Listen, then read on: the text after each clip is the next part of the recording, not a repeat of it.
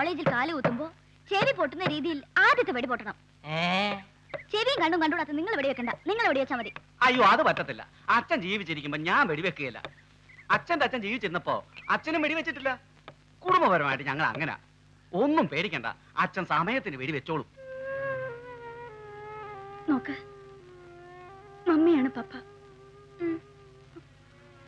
മന്ത്രിയെ സ്വാഗതം ചെയ്യുന്നു എന്ന് മമ്മി പറയുമ്പോ മോൻ ബൊക്കെ കൊണ്ടുവന്ന് പപ്പയുടെ കൈ കൊടുക്കണം.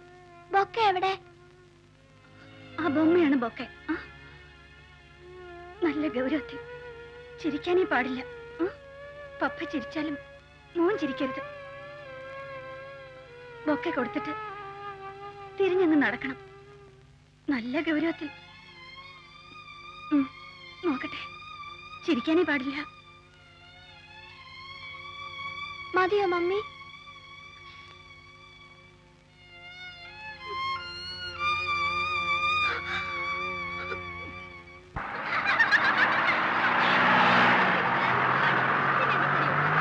എന്തിനാ ഈ പോലീസ് വണ്ടിയൊക്കെ ഇങ്ങോട്ട് കയറി വരുന്നത്? ഇവിടെ ആരെങ്കിലും വിളിച്ചു പറഞ്ഞോ? മിനിസ്റ്റർ ഓർഡറാ. ബാഡ്ജസ് കൊണ്ടുപോയിക്കോ. ഈ കാക്കിക്കൂട്ടത്തിന് ഒരു ചെക്കനെ കിട്ടിയിരുന്ന അപ്പച്ചന്റെ പാടഴിഞ്ഞ സൂസി. ഒരു മിനിസ്റ്റർ വരുന്നതിന് കുട്ടി എന്തിനാ ഇത്രയധികം പോലീസ്? ഇതൊക്കെ കണ്ടിട്ട് എനിക്കൊരു യുദ്ധം തുടങ്ങാൻ പോകുന്ന പോലെയാ തോന്നുന്നത്. കുട്ടി ഒരു ഗ്ലാസ് വെള്ളം തരൂ.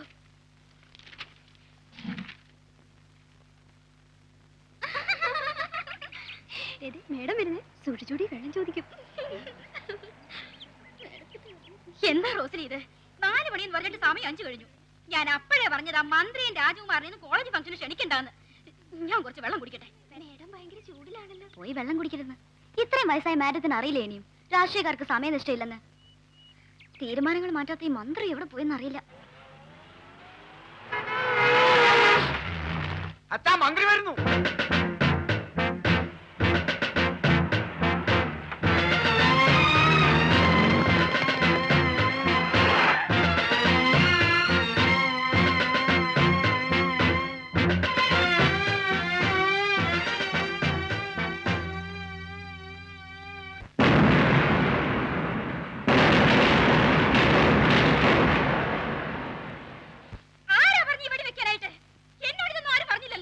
ഞങ്ങളോടും പറഞ്ഞിട്ടില്ല വെടിയുടെ കാര്യം. ഓർക്കപ്പുറത്താണ്.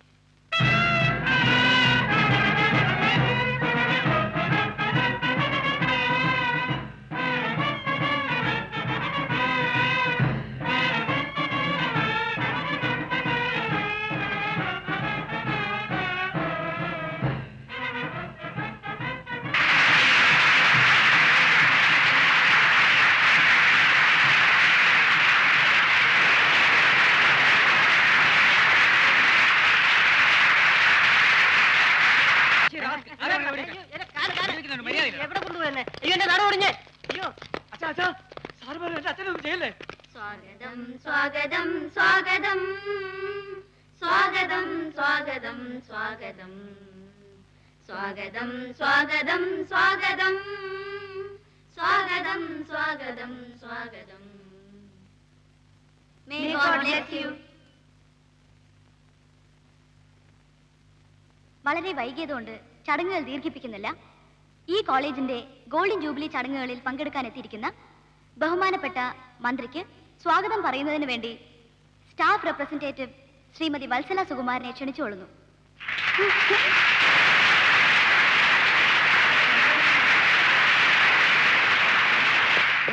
മന്ത്രിക്ക് മന്ത്രിയുടെ പെമ്പറന്നൊരു സ്വാഗതം പറയുന്നു. വാ.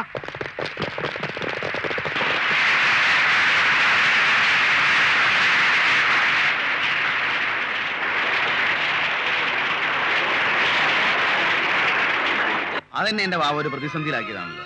എന്ത് പ്രതിസന്ധി? അതായത് ബാങ്കിൽ പോയി ഞാൻ പണയം വെക്കാന്ന് വെച്ചാൽ ഭാവിയിൽ ഒരു മന്ത്രിപദം അലങ്കരിക്കേണ്ട എന്റെ പ്രതിച്ഛായ. ഓ, അപ്പൊ മന്ത്രിയുടെ ഭാര്യയ്ക്ക് പ്രതിച്ഛായ പ്രശ്നമൊന്നും അല്ലല്ലോ അല്ലേ? ബഹുമാനപ്പെട്ട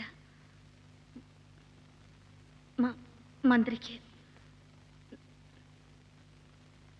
നമസ്കാരം. വിശിഷ്ടാതിഥിയെ സ്വാഗതം ചെയ്യുന്ന പ്രസംഗം 3 മിനിറ്റിൽ കൂടരുതെന്ന ആഗ്രഹം എനിക്കുണ്ട്. പക്ഷേ 3 മിനിറ്റ് കൊണ്ട് എങ്ങനെ പോകുന്നാവൂന്ന് എനിക്കറിയില്ല. ഒന്ന് മാത്രം ഞാൻ പറഞ്ഞുകൊള്ളട്ടെ. സുഖേട്ടിനെ സംബന്ധിച്ച്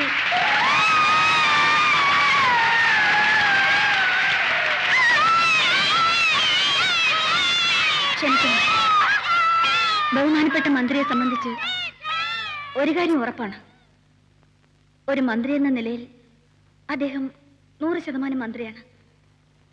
അദ്ദേഹത്തിന്റെ മനസ്സിൽ നാടും നാട്ടുകാരും അല്ലാതെ മറ്റാരുമില്ല, ഉണ്ടാകുകയില്ല. അദ്ദേഹത്തിന് അതിന്റെ ആവശ്യമില്ല. ഇത്രയും ആദർശശക്തിയുള്ള മന്ത്രിയെ നമ്മുടെ ചടങ്ങ് ഉദ്ഘാടനം ചെയ്യാൻ കിട്ടിയതിൽ നമ്മൾ ഭാഗ്യം ചെയ്തവരാണ്. അദ്ദേഹത്തിന് സ്വാഗതം പറയാൻ എനിക്ക് കിട്ടിയ നിമിഷങ്ങൾ കോളേജിൽ നിങ്ങളെന്ന പോലെ തന്നെ ഞാനും ഭാഗ്യവതിയാണ്. അദ്ദേഹത്തെ ഞാൻ നിങ്ങളുടെ പേരിലും എൻ്റെ പേരിലും സ്വാഗതം ചെയ്യുന്നു. ചിരിക്കരുത്.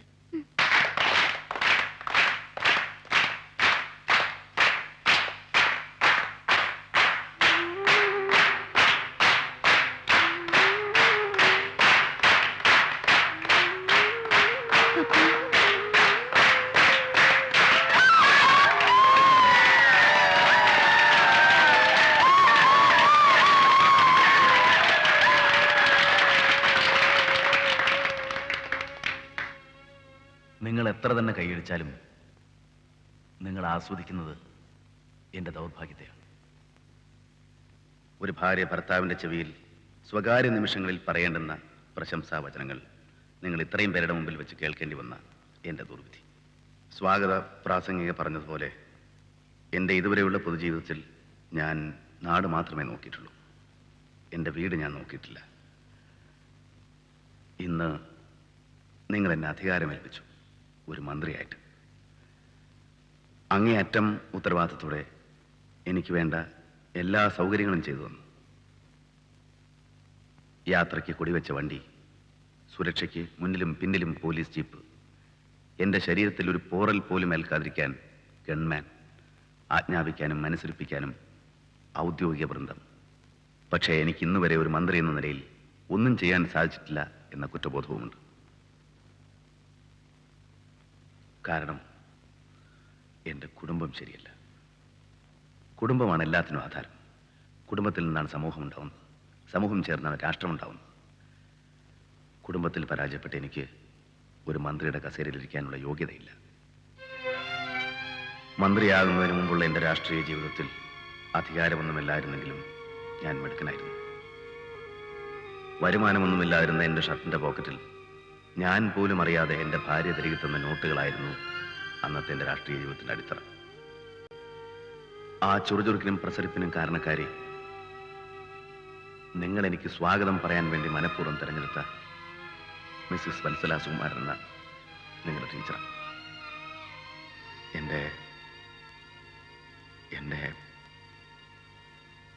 എൻ്റെ വാവ.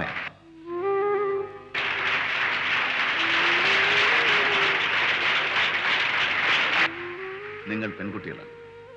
ഏതൊരു പുരുഷന്റെയും വിജയത്തിന് പിന്നിൽ ഒരു സ്ത്രീ ഉണ്ടാവും. ഞാനും ഒട്ടും ഭിന്നനല്ല. ഒരു മന്ത്രി എന്ന നിലയിൽ എൻ്റെ കടമകൾ സമർത്ഥമായി നിർവഹിക്കണമെങ്കിൽ എൻ്റെ കുടുംബം ആദ്യം ചിട്ടപ്പെടുത്തണം. അതിന് വാവയെ നിങ്ങൾ എനിക്ക് തിരിച്ചു തരണം. ഞാൻ എൻ്റെ നയം വ്യക്തമാക്കണം.